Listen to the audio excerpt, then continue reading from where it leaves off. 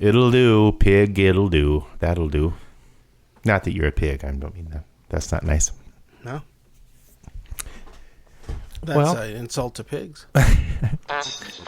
If you didn't care what happened to me and I didn't care for you, we would zigzag our way through the boredom and pain and occasionally glancing up through the rain in Spain and mainly on the plane. You're listening to episode 67 of Time to Lean. Here's the song with your hosts, John and Phil. Phil and John. Pigs. Speaking of pigs, there's pugs, and then there's dogs, and you have dogs. So this is an interesting day. Since we last recorded, well, first of all, it's September 11th, so it's great.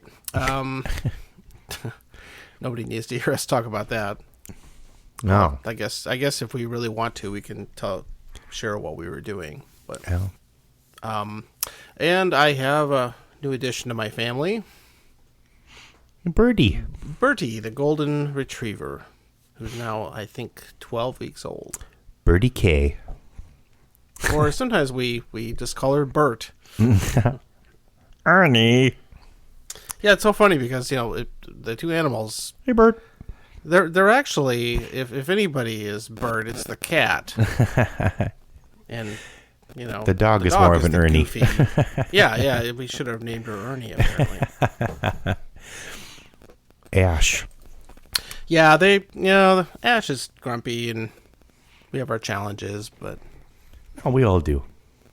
The puppy likes to try and play with the cat, and he doesn't want to, and he sits there and kind of bats her across the face. Yeah.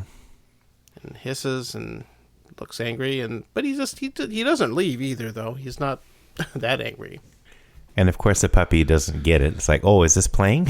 No, she's just more like, why don't you play? Is this your way of playing? I don't understand. Yeah, she's a little frustrated, I think. And then she kind of gives up and does something else. But that's the thing. They really don't have an attention span. Yeah. At this stage.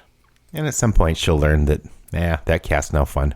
Most of the time they ignore each other. The biggest challenge in our house right now is keeping Bertie out of the cat's room where his litter box and food are. And yet allowing the cat to have access. And we haven't really gotten, because she's still about big enough she could fit through a cat door. Oh.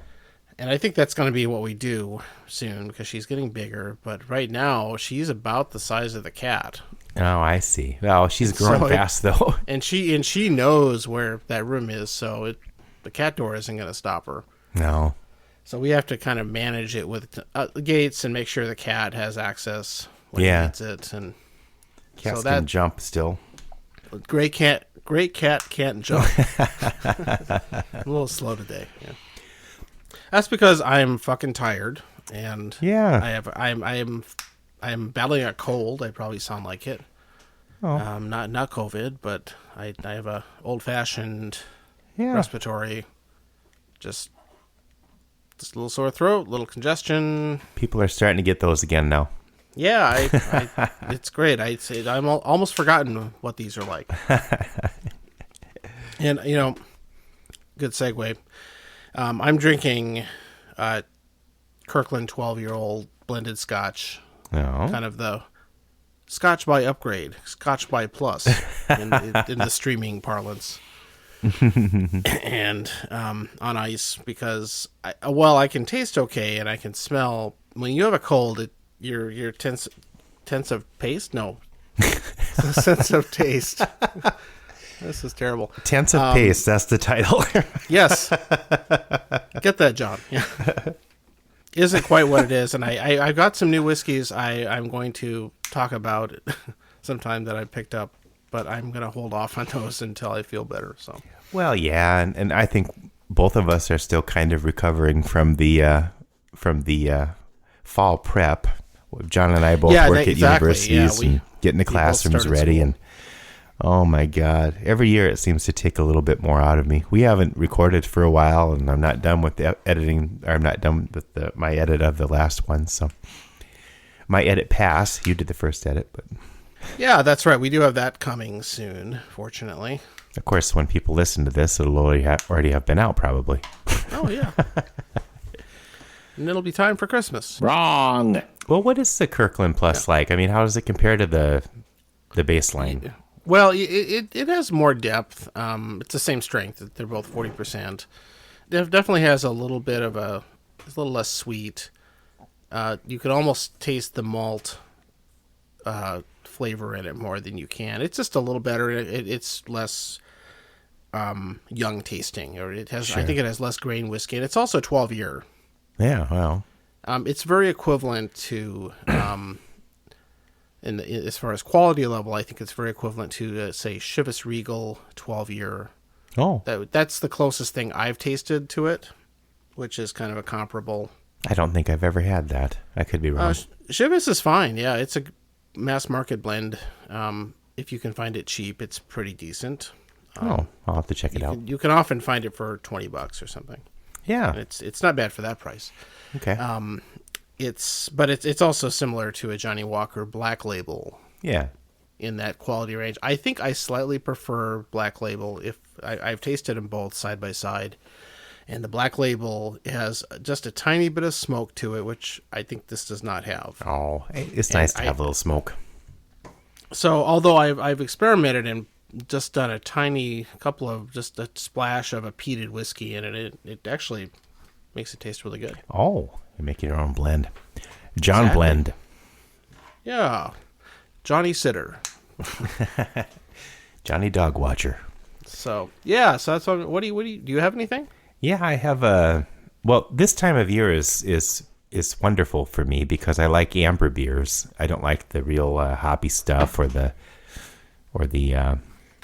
a regular lager can lack flavor but this time of year the Oktoberfests come out and they're I guess it's a lager, but it has a lot more a lot more flavor in it than a regular like Budweiser or whatever. That's a Pilsner maybe, I don't know. But I don't know, it says Marson style lager. I don't know. But other Oktoberfests I've had describe themselves as an amber. So I'm not sure what the difference is, but anyway, it's a good time of year for me because I can usually someplace will have even if they don't normally have an amber beer, they'll have an Oktoberfest this time of year. So nice. That's cool. That's really cool. Very nice. Yeah. And of course, we started school and everybody's back on campus. John. The dog is... Sorry, I was muted. The dog is bothering him, probably. So, no, we started... We're having technical difficulties. Can you hear me? How about now? Hello? John? Hello? Oh. Oh, was that you? Your problem? What fell through this time? No, my headphone jack comes out really easily. Oh, that's terrible coming from somebody who once was named Headphone Jack. God. Oh, no. This is not a good sign. Where were we? I was talking about Oktoberfest. We were nowhere. Yeah. We're going nowhere fast. Hello. You know me, I'm Ed Uncle Hat. I just wanted to interrupt you for a little bit to tell you about the good folks at Blood Bath & Beyond, Army Surplus. Tiny and his special friend Mark have all of the militaria you might need for whether or not it's survival or a cosplay. And they got the various clothing and soldier bags, even a 50 cal BMG bottle opener. Condor fanny bag, that kind of thing. I don't remember having a fanny bag in the Army, but whatever. I don't know. Maybe they have fanny bags now and then. I'm on a tangent now, but I want to tell you that the good folks at Blood Bath & Beyond Army Surplus are there to serve you like you've served. Even if you haven't served. Well, we've all served someone. You got to serve somebody. Some of us have been in food service, and some of us have been in customer service. Some of us have been in military service. I guess looking back, when I was in food service, it might have been good to have some of the items that they sell at Blood Bath and Beyond Army Surplus. This is at Uncle Hammer. Actually not. This is at Uncle Hat, and I'm here to signing off and tell you maggots to drop and give me 20. And then run on over there to the Blood Bath and Beyond Army Surplus. Thanks for listening. God bless.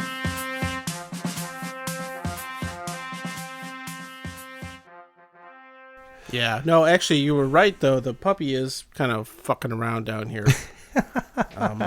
Chewing on your toe or something. Much she can get. Actually, right now, she's chasing your tail, which is always a good sign. Yeah. Go play with yourself. Go play with yourself. You don't normally tell a kid to do that, but a dog you can. No. So MJ is upstairs, and she could.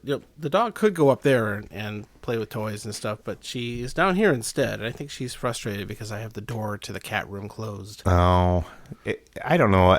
My cats, if we close the door, that's the room they want to be in. Well, now our cat is sitting out in the. The cat room is inside the laundry area of our house. Yeah, and there's some dirty clothes waiting to be washed on the floor. And the cat is sitting in a giant pile of dirty clothes, like they're wont to do. And the dog is running around chasing her tail. It's a typical day here at my house. For now, anyway. Yeah, this is just a tough stage where the dogs just can't be trusted yet. You can't let them out of your sight. The dogs can't be trusted. We've had some luck getting her to sleep in a crate at night when we're asleep. So that's been good. Yeah. But during the day, she pretty much has to be kept track of. Is she sleeping a little longer in between? Her bladder's getting bigger or whatever? She's holding it. She's definitely holding it more. In fact, the last few nights I've only gotten up once during the night. Oh, nice. And I've even the last few times when I was getting up more frequently, I had to get her up to go out. And so she seems to be sleeping more through the night, which is good. Oh, excellent. They're like little kids. You have to put them on a schedule. Yeah, it just takes longer. Yeah, totally. With kids, it'll take years. She's getting accustomed to sleeping in there, which is really good. Yeah. It comes in handy if you have to travel with them. Right. They'll. Anybody who has a dog knows what I'm talking about. I suppose maybe some dogs find it comforting to have their little spot they go into, and that's the idea. Some don't. Behind probably. Those, yeah. It's a little cave they can go hang out in. So that's exciting. Yeah, there hasn't been much going on other than getting the classrooms ready and then trying to relax. That's about it. Of course, our getting the classrooms ready coincided with most of our staff at my school coming back to the office full time. Oh. So that created more work, and like everybody else on the planet, we're short-staffed. Sure. Thanks, Joe Biden. Yeah. No, I think it's still Obama's fault. Thanks, Obama. He's playing golf. Yeah, the neighborhood page here, or the neighborhood Facebook page, is every now and then, why is Caribou closed? It's like, well, they don't have any staff right now. Yeah, well, maybe you have to pay 50% more for your latte. I don't know. We'll see what happens. I don't know how that's going to work out. I don't know. The unemployment thing has run out, sadly enough, on Labor Day. And that's ironic. Something they could have probably planned better, but it'll be interesting to see if that's really a factor, because I'm not convinced it's the only reason things are short-staffed. No, I think it's for some people it probably is. Economists are saying that's not. I mean, there's just all kinds of issues going on right now. It's not, I mean, the daycare thing is a big deal. I mean, if people... That's what I was about to say. Childcare is really a problem that people can't afford to go back to some of those jobs because the daycares are closed or they don't have enough people. Or well, even looking back, big picture. Even looking back, I mean, child daycare was pretty expensive, and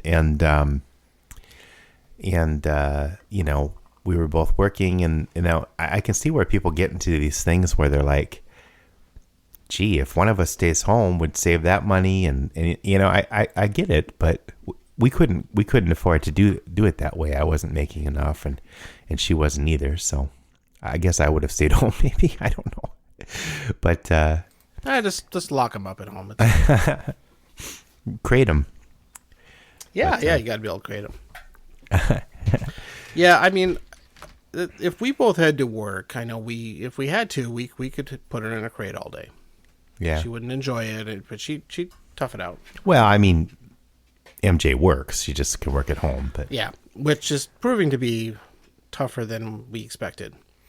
Yeah, because I suppose it's hard to concentrate on things or be in meetings when you never know if the puppy is going to start getting active and into mischief. Yeah, she's naughty. And of course, in that way, it's been really a tough last couple of weeks. Yeah, on her, and I'm trying to desperately trying to get everything done and get home so I can relieve her. But yeah, that's the unfortunate timing of this, which. It's a hard time of year to get home early. it totally is. I mean, yes, I guess in a perfect world, I would have gotten the dog, say, back in May or June or something. Yeah. But yeah, those things are hard to plan. Finding a litter of a certain dog that you're looking for is kind of challenging. Right. And this is when this one came along, and so. And plus, it's not winter. Better. I don't have to be taking her out there when it's below zero. Yeah, it'll get better. Yep, it will improve. She's growing fast. I took her over to Andy R's house today. Oh, and, he has a puppy that's just a little older. The Quizmaster. Quizmaster Andy's dog Stanley, who appeared on a recent episode. Stanley. That's a great name, actually. I like it. Stanley he's a lab, so similar kind of dog as Birdie is, and he is so I think he's 2 months older or something like that. That's right, yeah. And he is huge, much bigger. It was he was just a little too large to play with Birdie, who's much smaller. But they're still both at that kind of clumsy puppy they stage. They both act about the same, but he's much bigger. 4 times bigger. They probably liked it. They probably had fun though. I think they did. It's just that he's so exuberant and bounces around so much that she it's too much for her, and so she kind of has to get out of the way or get stepped on. Yeah, get plowed over. That's funny. Yeah. So that's kind of but give me an idea of what Birdie will be like in a couple months. Oh yeah. So the good part is his teeth are not as sharp as hers are. Oh, those puppy teeth are so sharp. What a difference a month makes when it comes to a puppy, though, or 2 months. Yeah, they grow incredibly fast. Birdie gained 2.5 pounds in just over a week. Oh, so did I recently. No, yeah, hey. Actually, I lost weight. Well, there you go. Yay! I'm on that Noom thing. Any of our listeners on Noom? I don't know. Seen on Ask Your Doctor. No. Yeah. They advertise a lot. Yeah. Well, my doctor actually mentioned it. Oh, that's cool. Yeah. I don't know. Yeah, it sounds like one of those things that is more about kind of showing you or teaching you how to eat better and things like that. And yeah. There's 3 categories. I think I've talked about it on here before, but there's 3 categories of food, and right. you limit the reds, and the oranges oranges. The yellows are okay, but not too many of those either, and you can eat all the greens you want, but.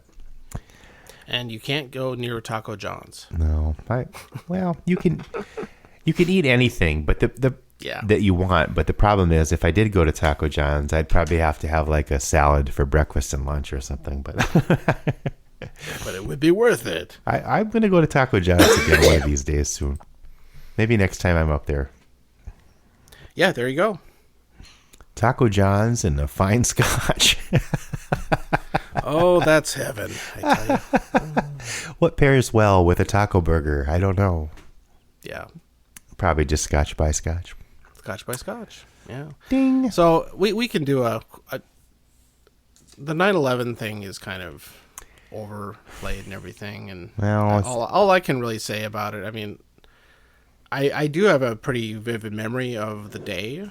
That was weird. And I was at the U of M at that time. Yeah, we both were. Yeah, and well, I still am, but I remember driving into work that morning and hearing it on NPR. Mm-hmm. That it was just happening, I think, and they were just starting to get reports, and it just was like, what the fuck? Yeah. And then, I went into the office, and then you kind of figured out what was going on, and it was just at the time when you could pull up live news video on your computers and all that stuff. And so I'm pretty sure I had CNN all on a browser window all day or something like that. Yeah. Watching it, and that was just, it was really surreal. And I everybody kind of still worked and did their job, but boy, it was weird. Very distracting. I don't think the productivity levels were terrible. Yeah. But then again, they should have just said, just go home, I mean, what the hell? Sure. But maybe they're, well, maybe I need to stay here. I don't know what's happening. Because you didn't know how far it was. Those first hours, you didn't know what else was going to happen. I mean, there were no planes in the sky for a while, and it was just eerie. The silence of it after that was I believe that my sister Megan and her husband had just they were on their honeymoon out west, and they couldn't get home or something like that, and they had to drive back. Oh, sure. It was a really weird time. No flights. Not to trivialize it. No. Means, but I mean, that's what I remember though. A lot of people died, and it was really crazy, and but afterwards, it wasn't so great for Muslims and people that wore turbans, and it's like people that weren't even Muslim were being harassed after that. Oh yeah. Anybody who's in the vaguely ethnic looking Sikhs or something. Yeah. People are anyone brown skinned. I don't know. It was awful, and I Phil, I think I emailed this out this morning.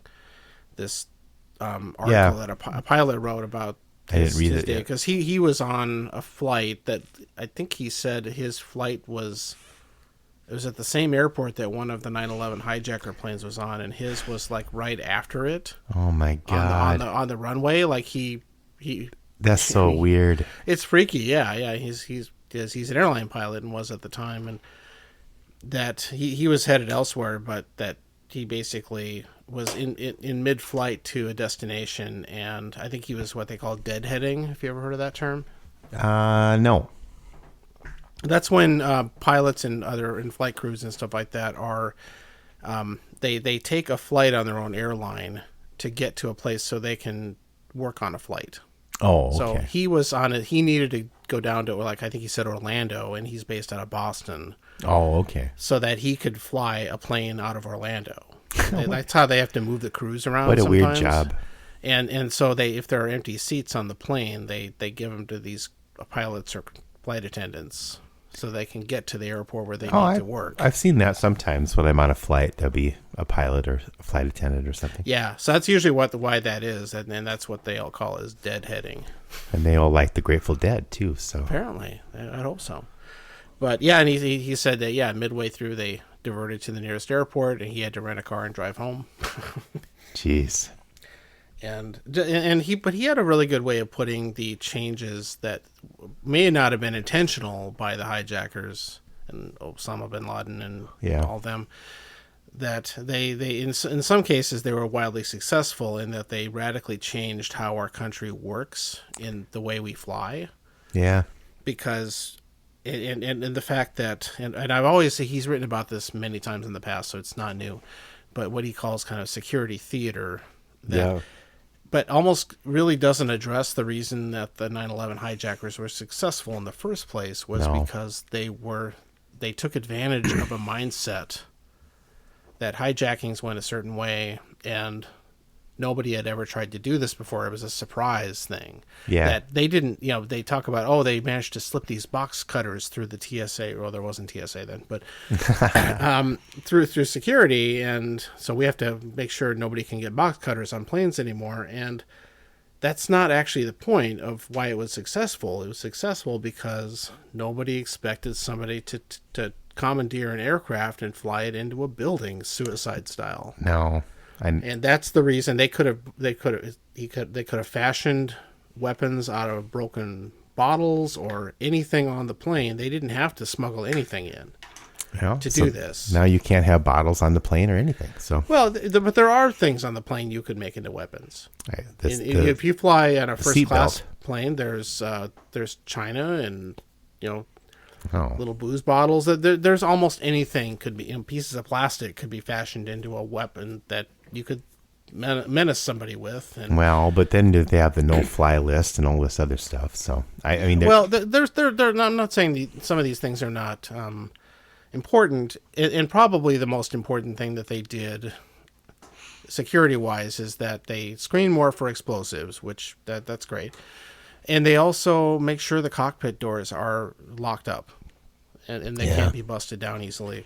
And because that's the reason they were able to do this, is because the cockpit doors were these flimsy little things you could just bust down. I remember my very first flight when I was a little kid. My grandma took me up to go to the whatever they call it, the pilot's go to the flight deck. Yeah, flight deck.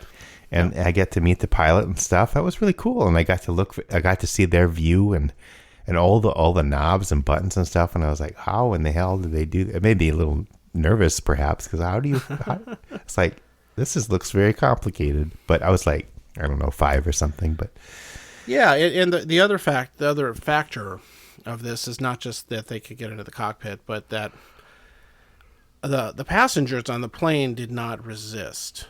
Because, again, the mindset was that, they want to hijack the plane so they can fly it somewhere, or they're holding hostages, or that, because that's how it's worked in the past, back in the 70s and 80s and whatever. But then the technology was improved enough that on that Flight 93, was that what the one?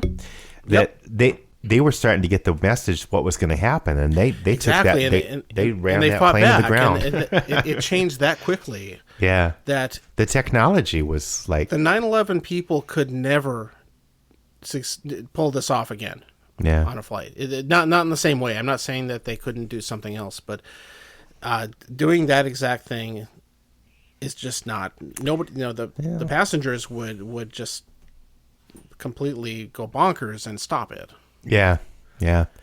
Well, and they so tried different crap, things. The mad shoe bomber and the underwear bomber. The shoe bomber and the liquids thing and all this stuff is just insane. But they were seemed to be thwarted every time so far, thankfully. So.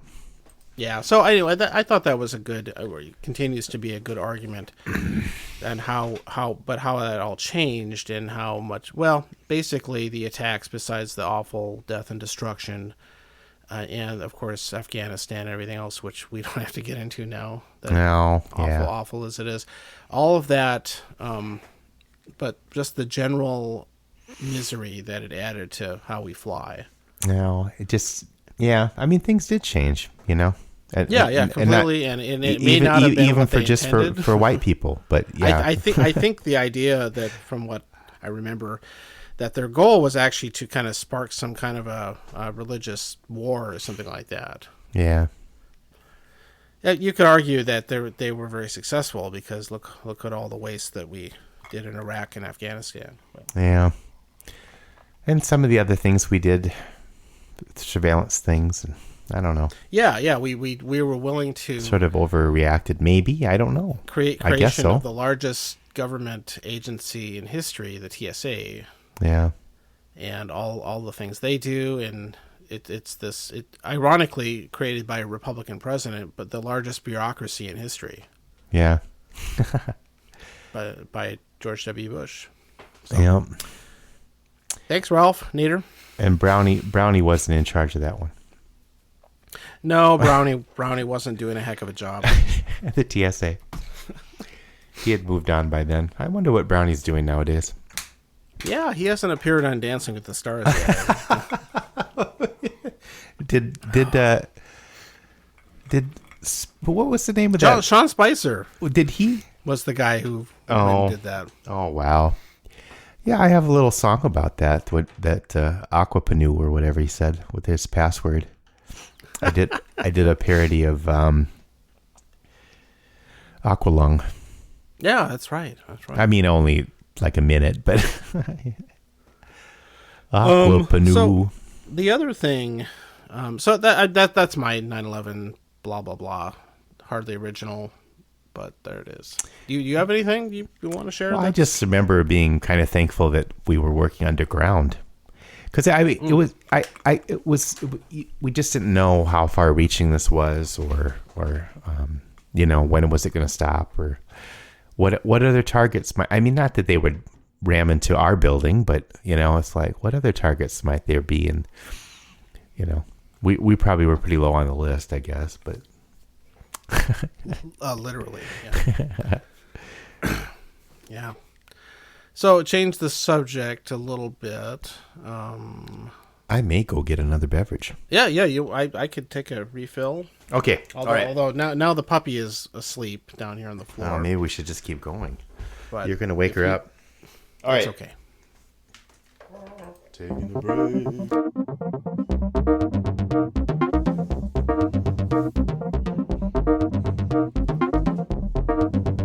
Take a break. Break it down. Taking a break. Break it down.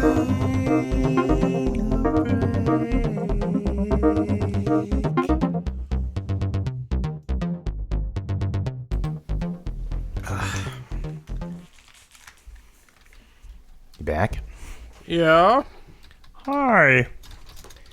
I'm replying to our friend Eric S. about he made a comment about that on the podcast. About the David Lynch Dune. Oh yeah, I didn't read that one yet. Yeah, that's a good kind of. I switched to Cuddy. Well, I poured a little Old Tub. Good old tub. Yeah, that's kind of my favorite bargain stuff right now. Yeah, I still like the cabin still. But the last time I hadn't had it for a while, and I got it again, and it just seemed kind of really sweet. Oh, yeah? I went to eat at the Handsome Hog. I decided to treat myself because... Oh, yeah, good old Handsome Hog. Yeah, they moved, but... yeah. Up by the cathedral up there, but... So it's quite a bit. It's different now, but I bet parking's easier. Maybe. Yeah, it is. You're right. Oh, there's no lots around there. I could be wrong, but yeah, I found parking. Hold on a sec. Yep. Sorry, just had a. Do you know where the dog is? Yeah, you never know. Yes, I do. Actually, she's back on the floor. Anyway, sorry, Handsome Hog. But. Yeah, they have good cocktails, and I tried their gumbo, and anyway, okay, back to the reason I thought of them was because they were using cabin still in at least one of their cocktails, and I said, oh, I have some of that at home, and the gal said that this seemed to be kind of a staple there for the bartenders. They like it for some reason. That's one of their go-tos for. I mean, it's inexpensive and it has a good taste, but it's pretty sweet. Yeah, I recall that a little bit. So it must be a more. I think that must be that one is a more wheat heavy bourbon than a rye heavy one. Yeah, it's definitely not rye. I don't think there's any spice in it at all, hardly. Yeah, well, it's. That's kind of an old. I think that's more of an old-fashioned kind of. No pun intended. Yeah. Kind of thing, but that's a really good bottom shelf for rail quality stuff. Definitely. It's definitely better than basic Evan Williams or Jim Beam. Yeah. I think so. Jack Daniels. I just cannot. I can't appreciate Jack Daniels. Someday I want to try. What is it about it? it to me, it has a sweet yet bitter taste to it, which makes it, of course, taste pretty good in a Coke. Yeah. I think it's good in there, but straight or on ice or something like that, it just kind of got this cloying, sweet, and yet harsh taste to it. Last time I had it. My Uncle Jeff, that was Jack on Ice. That was his thing. So yeah, they maybe have a lot still of, is. He's still alive. I don't know. Higher end versions that people say are good. Like they have some single barrel versions and all the way up to the fancy Sinatra Select version. Right. Which I would definitely try if it was offered, but it's one of those. It's like a Johnny Walker Blue level price. Yeah, I'm not going to go buy it. No, it can't be that good. Yeah, but, it's interesting why people are drawn to certain, flavor profiles or whatever, probably families of whiskey on that family tree kind of thing, and more than others. Like, I found out, I was really into Eagle Rare, and I was like, oh, that's interesting, because if they didn't have Eagle Rare, I had Buffalo Trace or whatever. You just find these kind of trees, and then you can work your way up the tree, I guess. But yeah, definitely. Save your money and try something different. So one of the things that, and I think I did not mention this last time we talked on the show, was that we started a new comedy show called Reservation Dogs. Oh, you might have mentioned you started it, or you were going to. I might have mentioned that we were looking to watch it, but it's quite new. It's not even its first season yet. You didn't talk about it yet, as far as from the standpoint of having watched it. No, and of course it's another. It's a venture that involves that Taika Waititi. Yeah, New Zealand. I think he's one of my favorites. He's great, and I know he's one of my favorites. I have not seen him involved in anything that wasn't good. No, I think he's just kind of a co-creator and producer on this one, but there's a little bit of his influence in the show for sure. Oh, sure. And if you're not aware of it, it's basically a lot of Native American characters in this reservation in Oklahoma. And kind of mostly centered around this group of high school age kids who are trying to kind of find their place in the world, and they want to kind of get out of the podunks where they live and all that stuff. But it's really good. It also has some really good side characters, and there was one episode that was really a knockout for me that I just watched. I think it's the third or fourth one, where one of the girls goes deer hunting with her dad. Oh, and that's the entire episode, is just them out in the woods and talking about stuff. And wow, it's really, really good. I don't know. I'm getting chills just for some reason. I'm getting chills. Yeah, just and it's thinking very about it. funny, and the characters are good, and the music's really well done and everything like that. And is it Mark Mothersbaugh? Sadly, no. I think it's a native musician. Oh, well, that makes more sense. But there is pop music mixed into pretty skillfully. So, what was that Native American that Lee liked so much? Red Bow or remember that?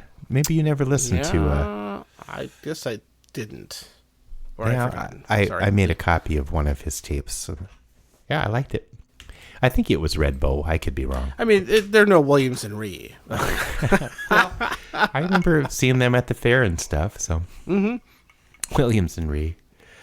I guess they're still around. I saw. Yeah. I can't remember who's the Native American one. Is it Williams or Rhee? Oh, is it Rhee? I'll say Williams, but see, one of us would be right. Many years ago. Jody and I were at some seafood place. Oh, it's a chain. I can't remember the name of it. But Red Lobster? No, it was Long John Silver's. No, you're going down. It was up. Long John Silver's. Everything tasted the same.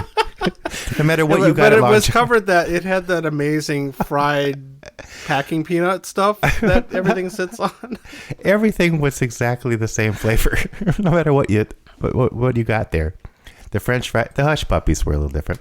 I don't know. It's a chain that's a little higher end. Is it McCormick and Schmidt? Yes, thank you. Yeah. Oh, that's good stuff. Yeah. We were there, and there came the Native American, or I guess they said the Indian, of Williamson Ree, and I was like, oh my gosh, that's so and so, and we were at the bar, and they were at a table. I think they were getting ready to do a show at a casino or something. He was with a young lady. I don't know if it was like a handler or something. I don't know what the deal was there. But manager? Maybe that's not the right word. Handler is, I think, maybe not the term they use anymore. But yeah, I don't know. Rep, in the biz. A rep. Somebody that's... I don't think it was like a companion of sorts. But whatever. Maybe it was his girlfriend. I don't know. I didn't ask. Yeah, it could have been his special lady. You never know. He was sitting behind me, and I was like, oh my gosh. And of course Jody's like, who? I don't know if they made it to... you don't know, do you? I don't think they made it to Michigan, but... of the other... Oh, go ahead. No, I was just going to say they were on some country TV channel, video channel for a while, but yeah. I don't know. I did work up I was like, I don't want to bother him, but I just said, on the way out, when we got our table, we were waiting at the bar until we got our table, and I just said, I don't know what I said exactly, but I said, I really got a kick out of you, at the fair and stuff when I was growing up and stuff. So, who's sad? One thing that's cool about this show also is it has the actor Zahn McLaren. You know who he is? McLaren, sorry. No, I probably do if I saw him. I don't know the name. So I don't know if you've seen anything he's been in. I don't watch anything. Yeah, probably not. So I first saw him in Longmire. That's another really fun show that you should watch. He plays the reservation police chief. Sure. In that show. He's really good in that. Longmire, yeah. Yeah, Longmire's great.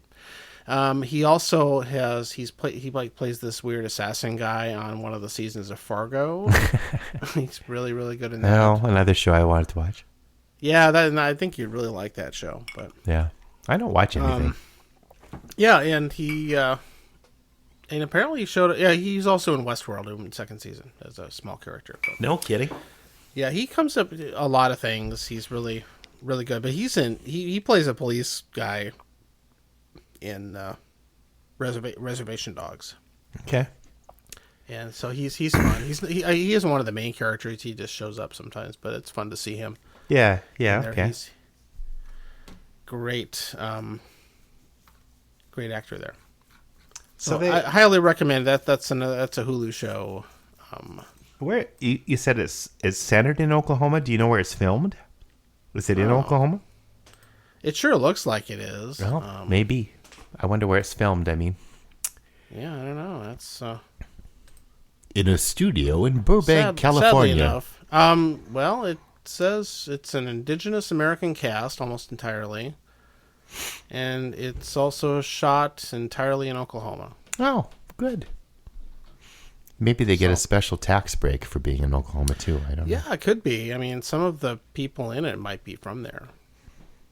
And one of the main characters, his name is Cheese. Cheese.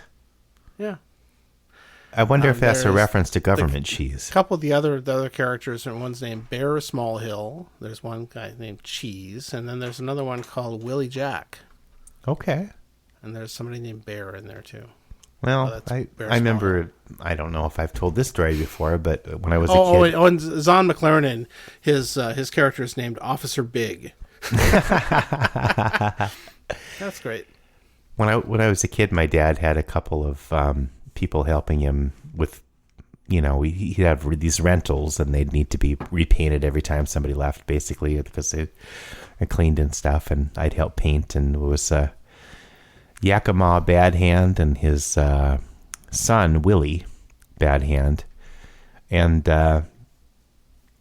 Willie was a little. He'd just kind of disappear sometimes, and I'd ask his dad, Yakima, I'd be like, "Where's Willie today?" And he's like, "Well, he went over to this, a different reservation, and he's got a wife over there."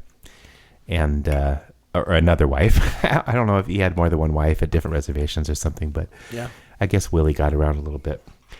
But yeah, I didn't want to ask Yakima a lot about about that. But you get to working with somebody for hours, and you know, finally it was like he told me some stories about that. I think he had a relative that was Custer's last name and stuff like that. So. Oh wow, yeah. Yeah, we didn't get into a lot of that kind of thing, but yeah, he was a good guy. Not at all. Yeah. I don't know whatever happened to the bad hands. I'm sure they're still around. They had a big fight with the bad seeds. What was that? What's that reference to? I don't even know. Bad seed? Oh, I don't know. I don't either. I'm not firing on all cylinders today. Well, neither of us are. But you know, we're gonna. We kind of had to do something, I guess. I think so, and maybe people will disagree with us after hearing this, but that's okay. Yeah. Right. We're working through season 2 of Ted Lasso. That's I don't know. I know we were talking to Lee about that, and he was kind of disappointed the way the first couple started, and I think it's okay. I think the show kind of goes in a different direction because the first season is so. If any of you have seen it, you'll know it's pretty self-contained in the first season, and they kind of have to come up with some new things. And so far, I think it's fine. I don't know if it's as good, but or they could have just left it in one season. Well, as Lee would say. That would have been satisfying too, actually, if it were a limited show. It was popular enough that they were like, "Oh, we got to do another 6." No, and quite frankly, it's one of those shows that even though you know that it probably would be of overall higher quality if it stayed one season, the people who make it and who are in it are so fun, and you just want to spend more time watching it. Yeah. No, I ran even if it's not as good. There are some shows that are like that. It's like, well, I know this won't be as good, but I just like to get more of it. I ran into that with that series Midnight Diner from out of Japan. That you just kind of get used to the characters, and you're like, oh yeah. I guess you have kind of an investment or something, but it's very comforting to see them again. It's like, I wonder what's going to happen today with so and so. I guess it's sort of like a soap opera or something. But that's something we've been talking about, or we do talk about off and on. There's a comfort, That why do we watch certain things, or we like some things more than others? Why do things grab you like they do? And yeah, like we watched this limited show White Lotus a few weeks ago. It was probably a month ago, but. Which I highly recommend. It's great, but MJ was gonna just watch that, and I just kind of was there at the beginning, and it kind of sucked me in. Yeah. And it was one of these shows that normally I think I would have not bothered with, but sure. It really kind of got me from right away. It had kind of a good dark humor going, and it has a great cast, of course, and Steve Zahn is in it. Minnesota guy. Yeah. He's very good, but and Connie Britton from Friday Night Lights, who's always good in whatever she's in too. I like her. And that's another great show, by the way. Yeah, which we've talked about before, I'm sure, because that's one of those. John doesn't like football, but he really likes Friday Night Lights. Well, that's. I think that's a mark of a cool show if you can enjoy a show about football, but if you don't like football, there must be some good character stuff and stories. It's great character stuff. Yeah. Yeah, but I guess you can make anything interesting. No comment. Well, that kind of proves that, doesn't it? Yeah. Yeah. It's just good storytelling. Well, yeah, I mean, it is kind of funny you watching a football show. No, I kind of resisted it for a long time, and finally the overwhelming chorus of people saying how good it was, I had to try it. So. and it was a network TV show too, which kind of doubly surprising how good it got. Well, what's a show that, because sometimes there's a show that you're like, I think I will like this, but I'm not, it's not grabbing me yet.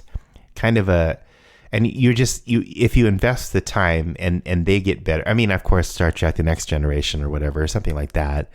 You're like the first, I don't know how many episodes you have to watch before you kind of get into that show. Because Next Gen is weird, though, because... it started so kind of clunky or something. It is very rough in the first season.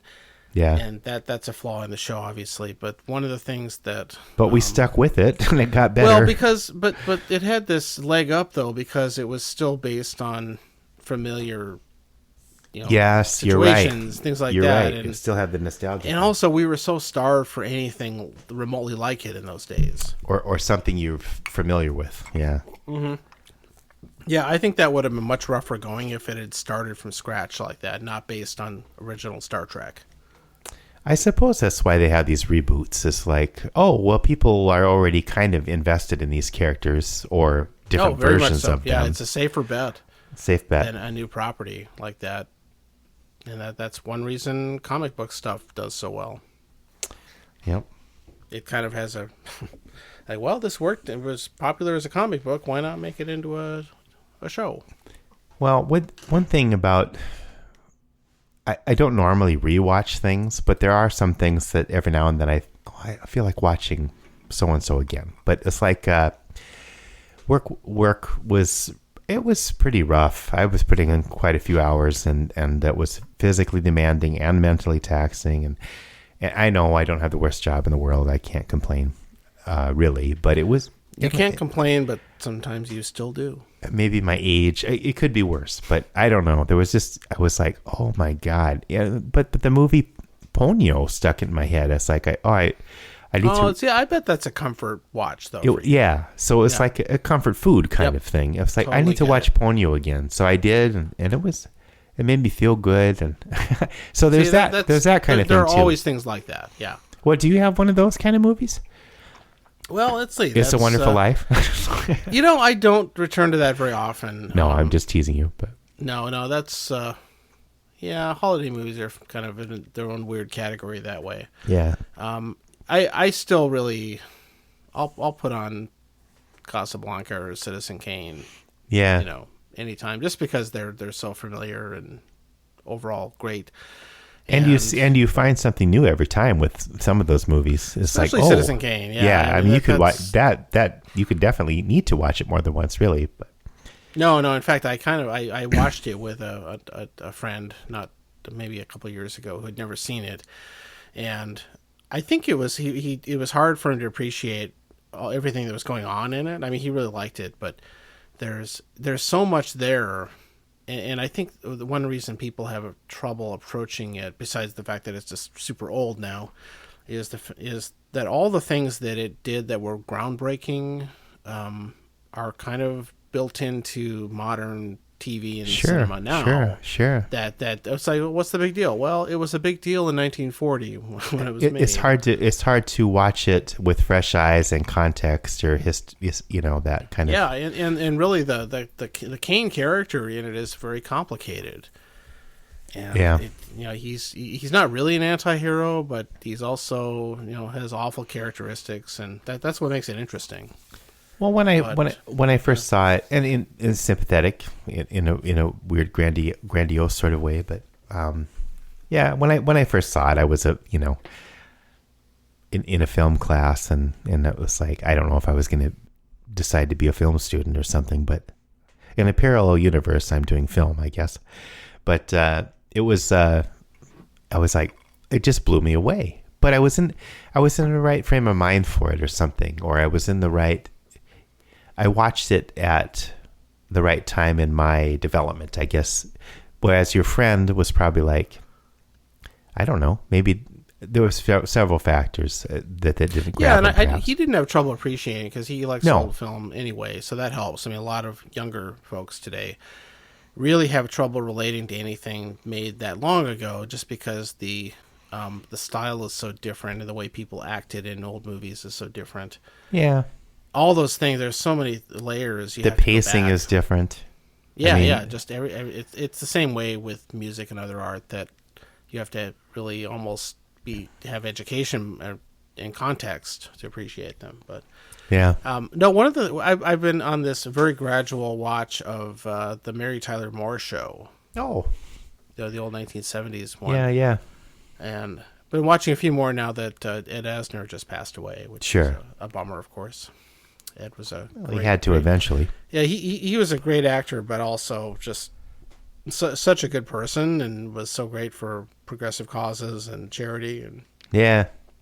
Well, he seemed like a genuinely gave Michael person. He gave Michael Moore some money for his first movie, so that was good, like $100. Yeah, or something. he funded a lot of really interesting things. Here's $100, kid. And he is so good on that show. I mean, the whole show is of course funny and well written and all that stuff, and it's really quite a groundbreaking sitcom. But Asner is so good in that show. And I've been thinking about revisiting that one too. I remember watching reruns of it. I'm guessing maybe I watched it. When did it come out?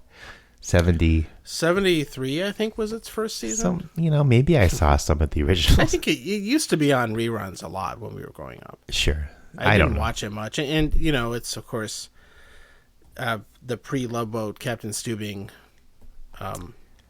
What's his name? Oh, right. Yeah. Gavin McDowell. Darren McGavin, yeah. Oh, whoops. I had it backwards. Who is so funny about that, his character. He's the writer, and he's this kind of fussy, cracks jokes all the time. He's basically a gay character. Yeah, well, I was wondering. On that show. Yeah. Even though he's not gay. I mean, he's married, has a wife and all that stuff, but in 1973, but his mannerisms and everything, if the show were made later, he would totally be a gay character. They would have just said, yeah. And then Ted Knight, of course. Ted Knight is really, really funny. He was my favorite character when I was a kid watching it. I just got a big kick out of him. I don't know why, but... Yeah, and part of the everyday, it's this classic office workplace show that it's really... there's always a scene where Darren McGavin's character, whose name is Murray, just needles Ted, and Ted is so dim that he doesn't understand he's being made fun of by the cranky writer guy. Yeah. And so there's always a couple of wide cracks about how dumb Ted is and things like that. Sure. And also the other person who I forgot how great. I mean, Mary Tyler Moore is great, of course, but is Valerie Harper, who plays Rhoda, the roommate or housemate. Oh, I forgot about that. Yeah. She is who so got her funny. own show at some point. yeah, deservedly so. And she really, I'd forgotten how good she is, or didn't realize how good she was. Yeah. In that show, very funny. She just has these great lines, and it's one of these shows that kind of push the sitcom forward in a lot of ways, and even though it's very retrograde, of course, by today's standards. But again, it's set a lot of things in place that are cliche now or whatever. But as any groundbreaking thing at the time, it was like, oh, that's really different. And the funniest part that I get a kick out of is, of course, it's Minneapolis is where it's supposed to take place, and they put in random exterior shots that are out in somewhere in the Twin Cities. And sure. It's almost always snowing. Yeah. and like they'll have, of course, it's all shot in Hollywood, but they'll show the Mary's apartment, and there's this big window in the background, and half the time there's snow falling. Yeah. It's like, oh, it's Minnesota. It must be snowing. Minnesota. And so that's made clear. And the people who wrote it obviously did a little bit of homework, so they seem to get the details right about because they're a news station, and the news program, and so they have to occasionally talk about the news, and at least you don't hear anything that sounds completely wrong. Well, but I wonder if the statue is still downtown, the Mary Tyler Moore statue. Oh, it is. I'm pretty sure. I saw it not too long ago. Oh, okay. No, why would they take that down? I don't know. She was canceled. She has been canceled. How did they do a statue with her throwing the hat in the air, though? How's the hat? Is it in her hand, like she's about ready to let go? I think it's in her hand. Yeah. Okay, because they could do a wire, and then have it hanging up there. Oh, that theme song too. It's got a great theme, and when they used to have theme songs. That's the hilarious part that I often think about is how. So, I tend to skip forward when I watch MTM. Yeah. Yes, the opening credits are like a minute long, which seems interminable now. Like this whole series where they put the names up and she's driving up 35W in her car and walking around Lake Nokomis or whatever it was, and all this the theme song plays and it's all great. But if you watch a bunch of them in a row, it's like, okay, no, blah, blah, blah.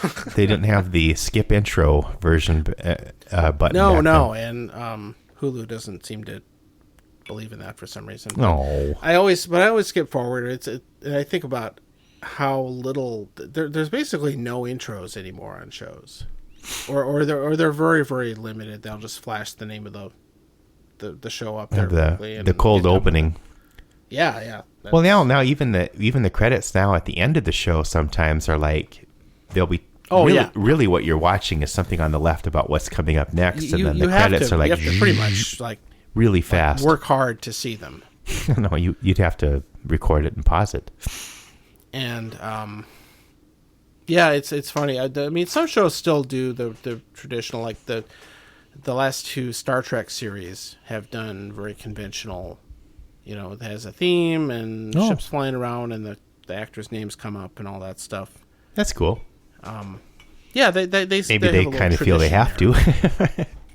No, I think the Trek fans would revolt if they did a quick Star Trek Picard, poosh, and then they start. Yeah. And that show's coming back for another season. I know. Picard is? Yeah. Oh my gosh. Yeah, I think it starts up in February or something. That was one of those shows that I would like to watch. I have a list. I liked it. Yeah, I have a list of shows that I really would like to watch, and a list of shows I should watch, and I'm just not watching anything. But whatever. Well, yeah. Someday. Yeah, I lately Hulu has been really on a roll with stuff. I feel like. Oh, I know. I feel like I need to get Hulu for a little bit at least. Yeah, it's cheap. I think you should get Sulu. Aye, sir. Gotta give Disney your money, man.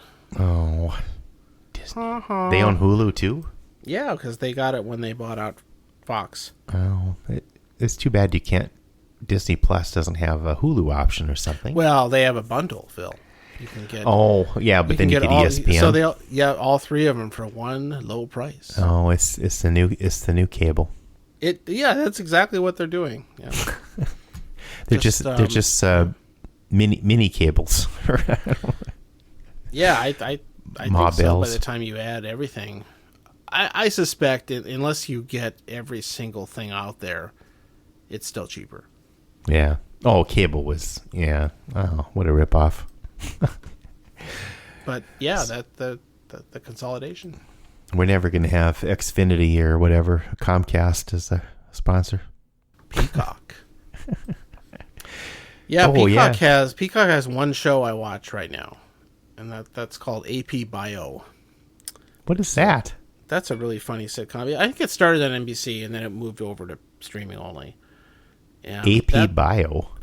Yeah, it's I think it's in its fourth season, and it's about this. I think he's a philosophy, guy like writes books and things like that, and he works in university. And he gets I think he gets fired from his university job. He's like a snooty academic, and he goes home to his hometown in Dayton, Ohio. Okay.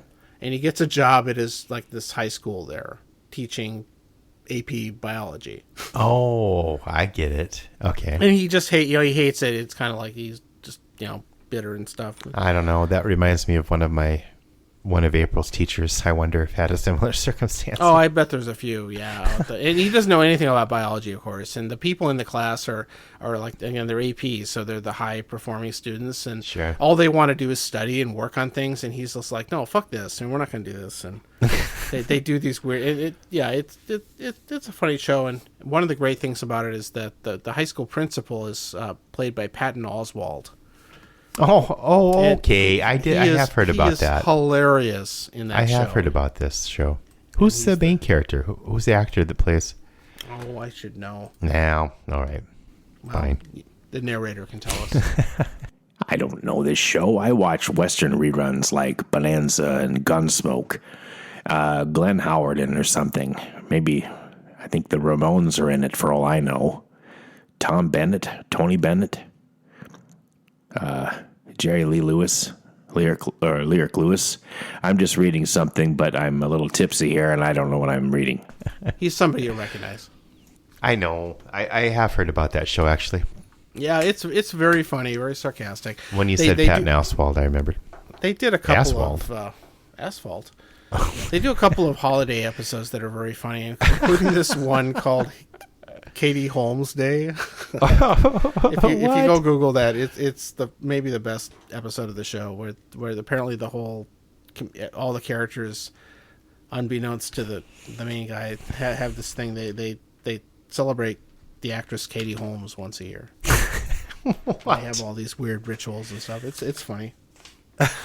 And he's not in on it. Yeah, he doesn't understand. I was like, why are you guys all into Katie Holmes? Oh. That was, yeah, I remember hearing about that show now that you mention it. It's like, oh, that sounds funny. Yeah, it's another, I think it's a little Lorne Michaels project. No, Lauren. He's in there. He's still kicking. Yeah, he's still making stuff. The other thing that's funny is that this other show, I feel like all we do is watch TV. This show called 9 Perfect Strangers. That, what? Nicole Kidman's in.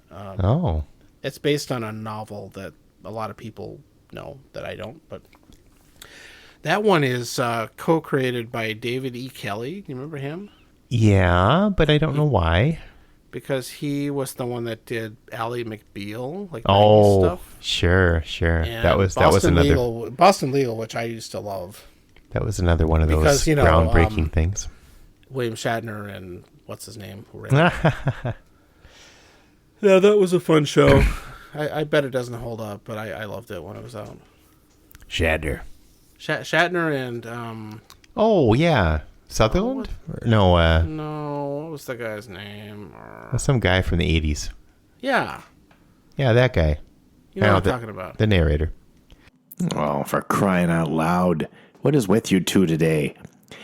James Spader, but Candice Bergen was in it also, and the music was by Danny Lux.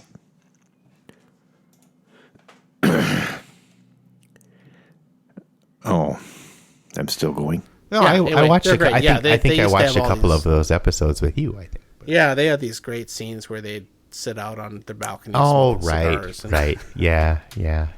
I like that part. And Rene Auberjonois, from... Oh. Remember him? No. Oh, he was in a lot of stuff. I think he was in Soap and Deep Space Nine, and he was in the original film version of MASH, and he was in Police Academy 5, Assignment Miami Beach. DS9 and stuff. Yeah. Okay. He was also in it. I don't remember. Another lawyer show. Yeah, he made a lot of stuff, but yeah, apparently he's still working. David E. Kelly. Okay, good. So that's a good show. It's interesting. 9 what? 9 Perfect Strangers. Huh. Okay. I think that's another limited series one. So those are the hot thing now. They'll bring him if it's real popular. They'll be unlimited. Yeah, that could. I kind of think that happened with Midnight Diner too, because I think they only had 2 seasons, and then I think years later, Netflix said, "Oh, this is really popular for some reason. Let's get everybody back together and do a 3rd season." So, and it was still good. It wasn't. It was one of those shows that I just liked seeing the characters, and it was comforting. So it wasn't one of those shows where it's like, oh, they really didn't need a 3rd season because they didn't develop the character of X or whatever. It was just kind of more the same thing, but you're okay with that, Yeah. Oh, man. I tell you. Fine. Yeah, I guess I don't know. I'm fading out. Yeah. I don't know. I never faded in, I don't think quite, but. Yeah, no, Fine. We had to do something. Yeah. We'll get somebody get mad at us. Yeah, well, that means they're paying attention. Well, maybe we'll have Glenda will get on our case pretty soon. No, even she hasn't. She's like, whatever. She understands we're busy. No. Okay, man. Well, I hope you're recovering, and I hope I am too. I don't know. It's been a weird few weeks. All right. It's been a hard day's night. But it was nice talking with you as always. Yes, that's right, Phil. Well, good night. Good night. Here's the song!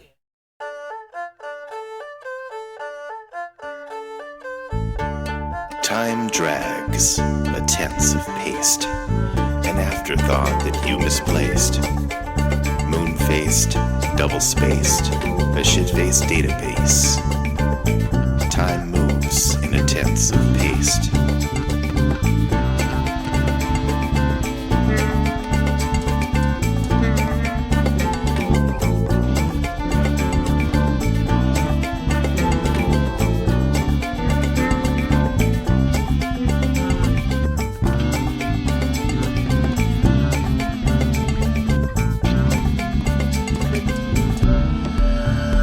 Now with a tense of such, why it once mattered so much. There is no jury, there is no judge, no need to trudge through the silt and the sludge. Begin anew in a tense of such.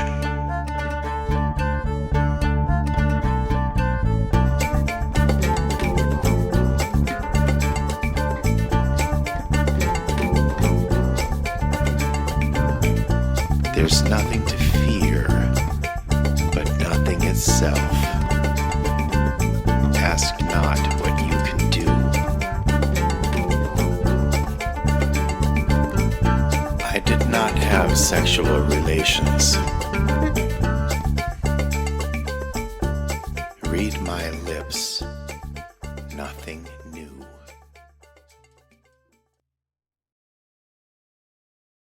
Hola. I'm going to have fun editing this one.